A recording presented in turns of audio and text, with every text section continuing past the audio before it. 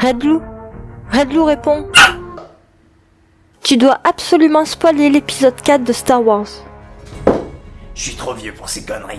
Non, Si? non, Si? non, Si? non. Putain, mais t'es qui, toi? Je suis ton toit de turfu. Ah bah ça va alors, je croyais que c'était mon père. Ce connard.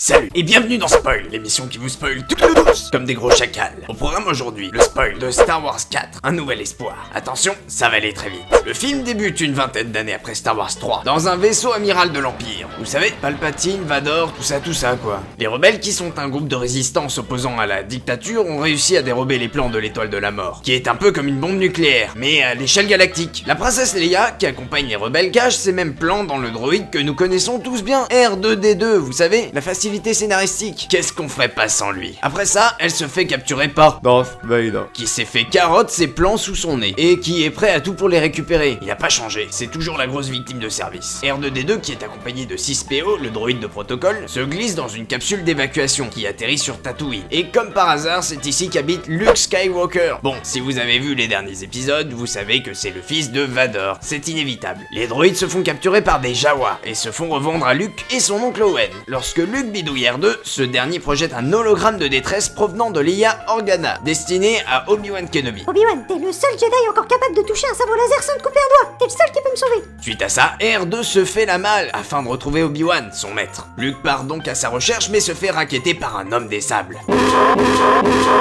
Mais Obi-Wan, qui s'appelle maintenant Ben, le sauve d'une mort certaine. Il l'emmène chez lui pour réparer 6PO, qui s'est mise en pièces en tombant comme un gros crétin. Luke en profite pour lui montrer le message de Leia, et c'est à ce moment que Ben décide de lui montrer sa bille, le sabre laser que le père de Luke a laissé derrière lui en rejoignant le côté obscur. Il lui demande par la même occasion de devenir un Jedi, d'aller sauver Leia et de combattre les méchants. Mais il refuse parce que tout le retient sur Tatooine. Regardez-moi ce con, on dirait un témoin de Jéhovah tellement il croit à ces conneries. Nick, ta mère.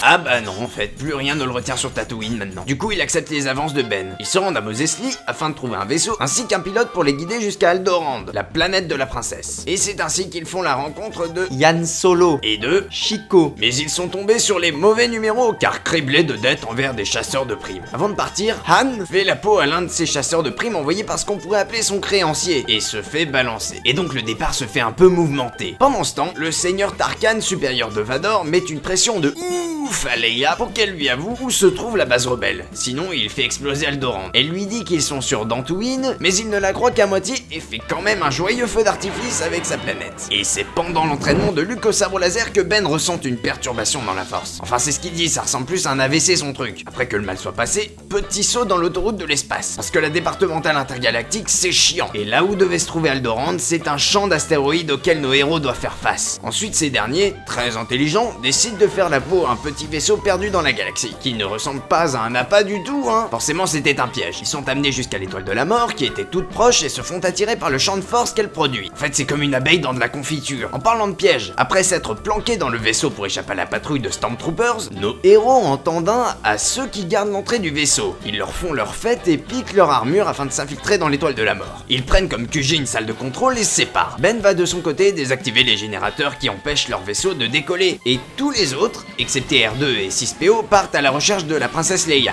captive et condamnée à mort. Ils y parviennent. I'm sexy and I know it.